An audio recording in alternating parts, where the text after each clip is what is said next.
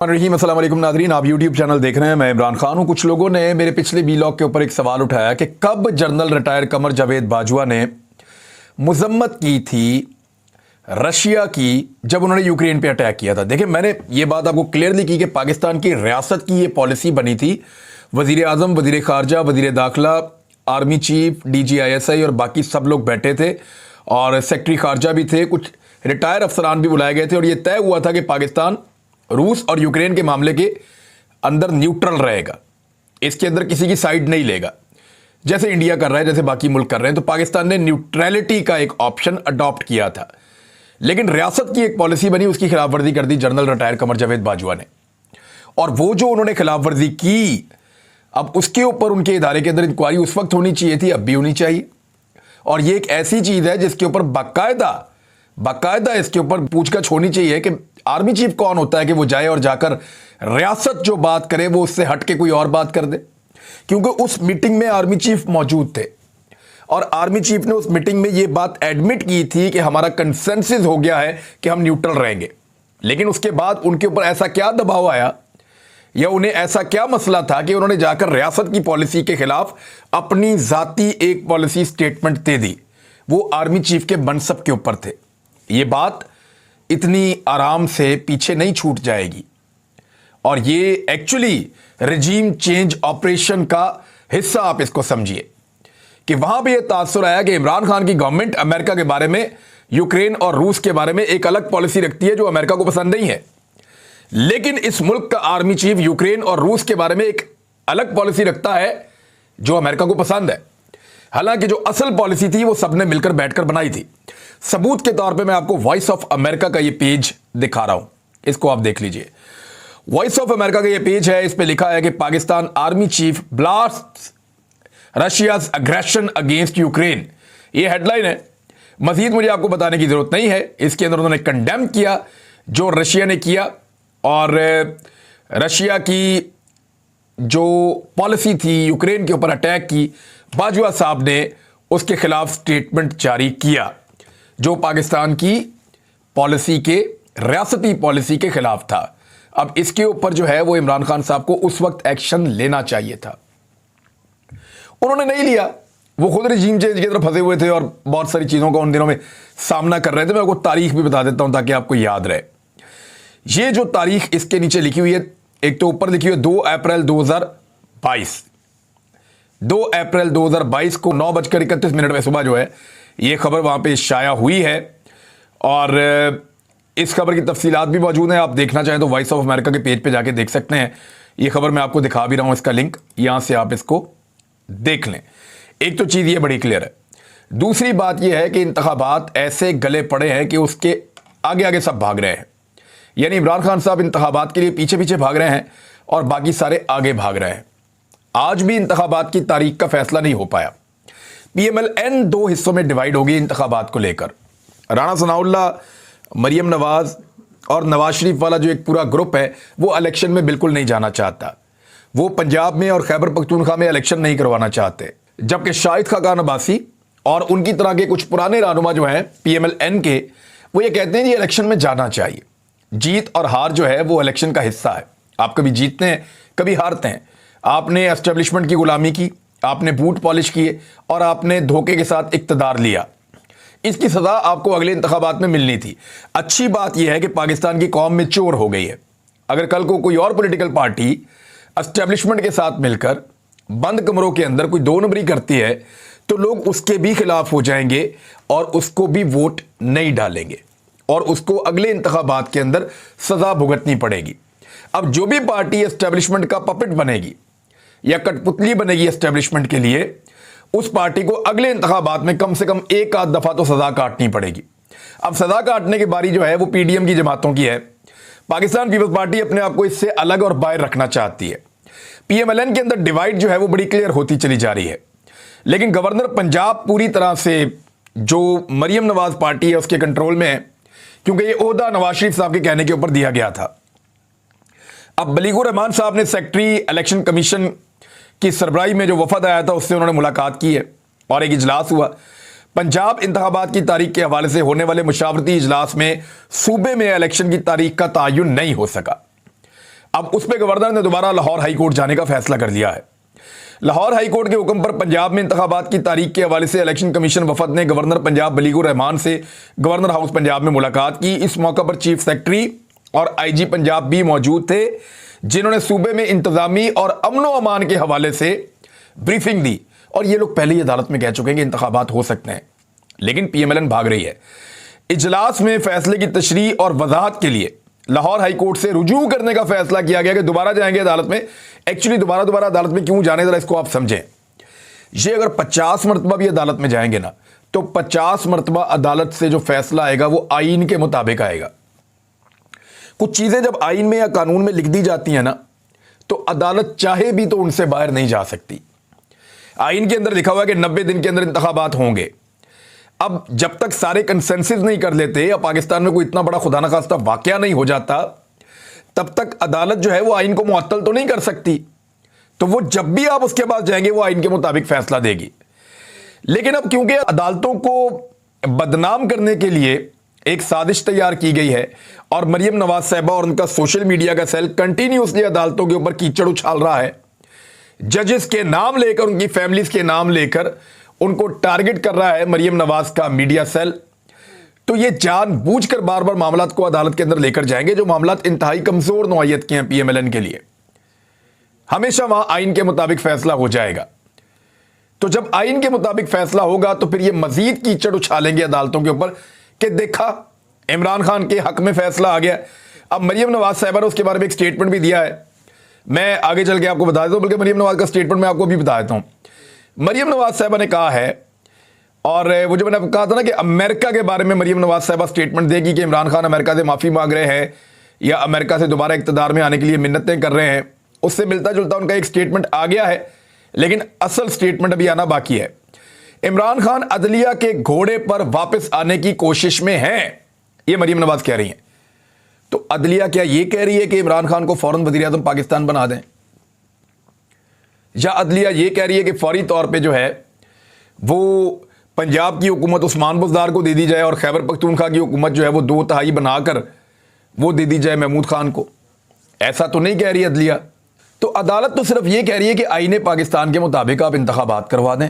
अब जब इंतखाबात होंगे तो फैसला तो पब्लिक अपने वोटों के साथ करेगी, और जब लोग अपने वोटों से फैसला करेंगे तो फिर बीच में अदलिया कहां से आई, एस्टेब्लिशमेंट कहां से आई, बाकी सारे लोग कहां से आए? आज पाकिस्तान का बच्चा बच्चा जानता है कि पाकिस्तान के अंदर एस्टेब्लिशमेंट, पॉलिटिकल पार्टीज, पाकिस्तान का मीडिया, बहुत सारे माफियाज, वो सारे नहीं चाहते कि इमरान खान को वापस पाकिस्तान में हुकूमत मिले। वो नहीं चाहते कि वज़ीर-ए-आज़म पाकिस्तान दोबारा बने, वो नहीं चाहते कि सूबों में भी इसकी हुकूमत आए।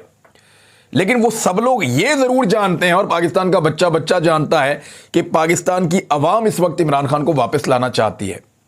अभी जो शहबाज शरीफ साहब ने मुबैना तौर पे एक सर्वे करवाया है, उस सर्वे में शहबाज शरीफ साहब को यह इंफॉर्मेशन पहुंचाई गई है कि 76% पाकिस्तानी इमरान खान को वोट डालना चाहते हैं, शहबाज शरीफ को वोट नहीं डालना चाहते। बाकी जो 24% बचते हैं उनमें कुछ शहबाज शरीफ के हैं, यानी पीएमएलएन के हैं, कुछ पीपल्स पार्टी के हैं, कुछ फजलुर रहमान के हैं, कुछ तहरीक लब्बैक के हैं। तो इन सब के वोटर मिला के जो सर्वे शहबाज शरीफ साहब के पास आया वो 24% है, बाकी 76% सारे इमरान खान के साथ खड़े हैं। तो ऐसी सूरत हाल में इनके पास इलेक्शन से भागने के अलावा कोई और रास्ता नहीं है।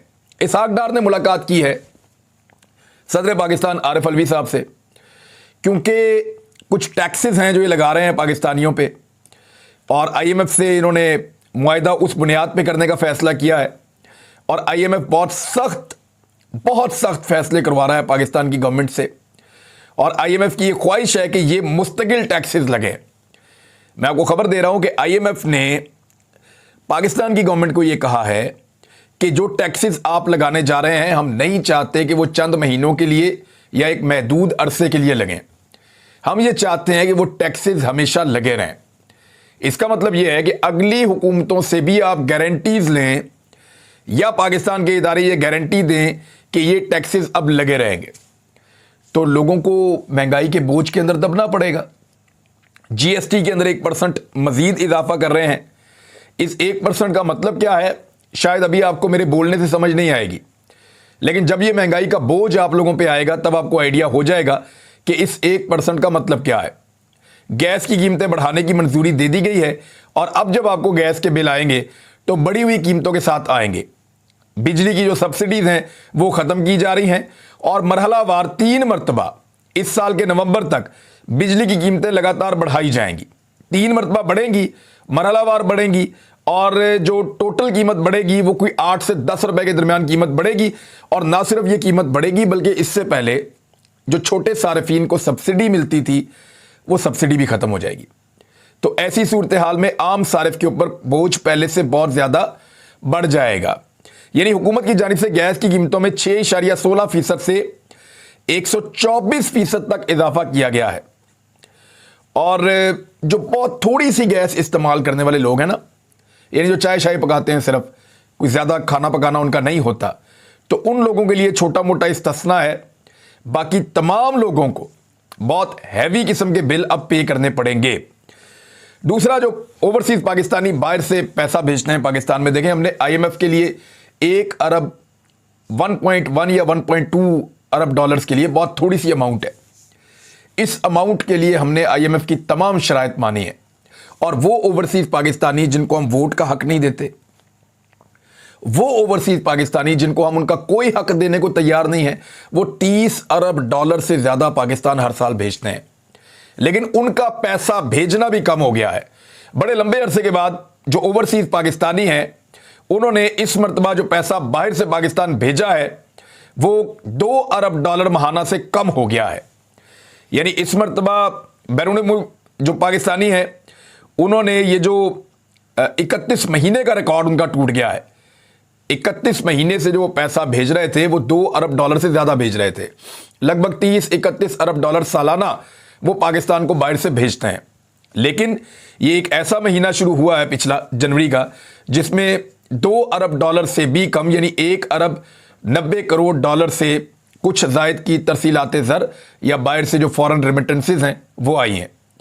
तो ये पाकिस्तानी जो है जितना पैसा IMF से बेचारे कमा रहे हैं, पाकिस्तान की गवर्नमेंट मिन्नतें तरले करके, उससे ज़्यादा नुकसान जो है वो दूसरी जगह पे ओवरसीज़ पाकिस्तानियों को नाराज़ करके ये उठा रहे हैं। कोई पॉलिसी सीधी नहीं है। बहुत सारी कंपनियां पाकिस्तान से भाग रही हैं। जो बड़ी गाड़ियां बनाने वाली कंपनीज हैं उनके स्पेयर पार्ट्स नहीं आ पा रहे, उसकी वजह से वो गाड़ियां नहीं बना पा रहे और उसकी वजह से उनकी जो प्रोडक्शन है वो इतनी कम हो गई है कि सेल 50% तक गिर गई है। यानी आधी सेल गिर गई है गुज़िश्ता साल की निस्बत। गुज़िश्ता साल इमरान खान साहब की हुकूमत थी, डबल गाड़ियां बिक रही थी, अभी आधी गाड़ियां बिक रही हैं। वजह यह है कि बाहर से स्पेयर पार्ट्स नहीं आ रहे और कुव्वत ख़रीद भी लोगों की बहुत मुतासिर हुई है। दूसरी जानिब बरतानवी एयरलाइन है, ये वर्जन अटलांटिक, और ये बड़ी मकबूल एयरलाइन है दुनिया में। इन्होंने अपने नए ऑपरेशंस का ऐलान किया है, लेकिन साथ ही साथ इन्होंने कहा कुछ तब्दीलियां हम कर रहे हैं और पाकिस्तान के लिए इन्होंने अपनी परवाज़ें मुअत्तल कर दी हैं। अब ये भी गवर्नमेंट ऑफ पाकिस्तान की एक नाकामी है और इस तरह की चीज़ें होती रहती हैं। देखिए, जब मईशत के अंदर कॉन्फिडेंस आएगा, जब पाकिस्तानी ज़्यादा पैसा बनाएंगे, जब पाकिस्तान के अंदर डॉलर के मुकाबले में रुपए की कदर मुस्तहकम होगी, जब थोड़ा सा पाकिस्तान के माशी अदादो शुमार पॉजिटिव आएंगे, आलमी रेटिंग एजेंसीज ये कहेंगी कि पाकिस्तान अब बेहतर परफॉर्म कर रहा है, तो उस वक्त ये सारी कंपनीज पाकिस्तान में वापस आ जाएंगी। ये ऑब्वियस है। जब हालात ख़राब हो जाएं, किसी मुल्क के अंदर सियासी अदम इस्तेहकाम पैदा हो जाए, उसकी वजह से लोगों का कॉन्फिडेंस इकॉनमी में से चला जाए, तो ये सारी चीज़ें उसके साथ लिंक होती हैं और लगातार ये होती चली जा रही हैं। सदर पाकिस्तान से जो मुलाकात की है इसहाक डार साहब ने, क्योंकि अब ये करना चाहते हैं कि एक ऑर्डिनेंस के ज़रिए से, सदारती ऑर्डिनेंस के ज़रिए से एक मिनी बजट जो है वो लॉन्च किया जाए। अब IMF की शराइत है और हुकूमत पाकिस्तान को ये पूरी करनी है, उसके लिए वो एक मिनी बजट लेकर आ रहे हैं और उस बजट को वो सदर पाकिस्तान के पास लेकर जाएंगे। तो सदर पाकिस्तान अब इसके अंदर डिस्कशन कर रहे हैं, मे बी इमरान खान साहब को भी वो इन्वॉल्व करेंगे, क्योंकि देखिए अब बगैर पूछे, बाकी स्टेक होल्डर से बगैर बात किए आप कोई भी माशी पॉलिसी नहीं ला पाएंगे, क्योंकि IMF भी नहीं मान रहा। वो मुस्तकिल माशी पॉलिसी की बात कर रहे हैं। कुछ खबरों के मुताबिक डार साहब ने कोई मिसाक मईशत की बात की है कि जी को मईशत के ऊपर मेन फैसले हम कर लेते हैं। कल अगर आपकी हुकूमत आती है या हमारी हुकूमत आती है या कोई भी हुकूमत आती है तो मईशत को कैसे चलाना है, लेकिन इसको कोई मईशत दान इस पर बात कर सकता है। मिफ्ता इस्माइल खुद इसहाक डार को मईशत दान मानने को तैयार नहीं है, पीपल्स पार्टी के लोग भी नहीं मानते। पाकिस्तान के अंदर जितने लोग मईशत को जानते हैं वो ये कहते हैं कि इसहाक डार अकाउंट्स के आदमी हैं, वो मईशतदान नहीं है, वो मईशत को नहीं जानते। वो आदादो शुमार का गोरखधंधा कर सकते हैं, डिजिट्स को इधर उधर कर सकते हैं, लेकिन वो मईशत को नहीं चला सकते। तो पीएमएलएन को चाहिए या पीडीएम की जमातों को चाहिए कि वो एक बेहतर आदमी को लेकर आए, ताकि आईएमएफ के साथ डील के नतीजे में जो चीज़ें तय होनी हैं वो तमाम स्टेक होल्डर्स को बिठाकर एक दफ़ा तय कर लिया जाए कि किस तरीके से पाकिस्तान को चलाना है। देखिए, मैं आपको एक चीज़ आज फिर इस वीलॉग में दोबारा कह रहा हूं कि अगर इमरान खान की हुकूमत आ भी गई तो महंगाई कम नहीं होनी, और ना किसी को इलेक्शन में जाते हुए ये वादा करना चाहिए कि वो महंगाई कम कर देगा। अब जो पाकिस्तान के साथ हो गया, ये महंगाई अब चलेगी और ये कम से कम आपको चंद साल बर्दाश्त करनी पड़ेगी। उसके बाद फिर अब पाकिस्तान शायद ऊपर की तरफ आएगा। डिपेंड करता है पॉलिसीज के ऊपर, डिपेंड करता है हमारी मार्केट कैसे रिस्पॉन्ड करती है, डिपेंड करता है लोग कितना बोझ उठाते हैं और कितनी मेहनत करते हैं। ये महंगाई अब एक दफ़ा चलती रहेगी और अब ये कम नहीं होगी, क्योंकि आलमी सतह के ऊपर शराइत तस्लीम कर ली हैं इस इंपोर्टेड हुकूमत ने। जनरल बाजवा के ऑडियो और वीडियो वाले मामले के ऊपर लोग बहुत गुस्से में, और लोग ये कह रहे हैं कि ये कैसा आर्मी चीफ था। यानी हाउ इज इट पॉसिबल कि एक आर्मी चीफ एक वजीर आजम की खुफिया रिकॉर्डिंग्स करता रहे, जब वो बात करे तो उसको रिकॉर्ड कर ले, जब वो बैठ के उसको मिले तो वो वीडियो रिकॉर्ड कर ले। यानी आर्मी चीफ है, खुदा ना खास्ता कोई ऑडियो वीडियो की दुकान तो नहीं है। इतना बड़ा मनसब अल्लाह ताला ने दिया है और इतना छोटा काम उसके अंदर हो रहा है, तो लोग खासे तशवीश का इजहार कर रहे हैं और मुतालबे कर रहे हैं कि इसके ऊपर तो पाकिस्तान की जो फौज है, इसका इदारा है, उसको नोटिस लेकर एक्शन लेना चाहिए। बहरहाल देखते हैं एक्शन होता ही नहीं होता। अब तक के लिए इतनी अपना ख्याल रखिएगा अपने चैनल का भी। अल्लाह हाफिज़।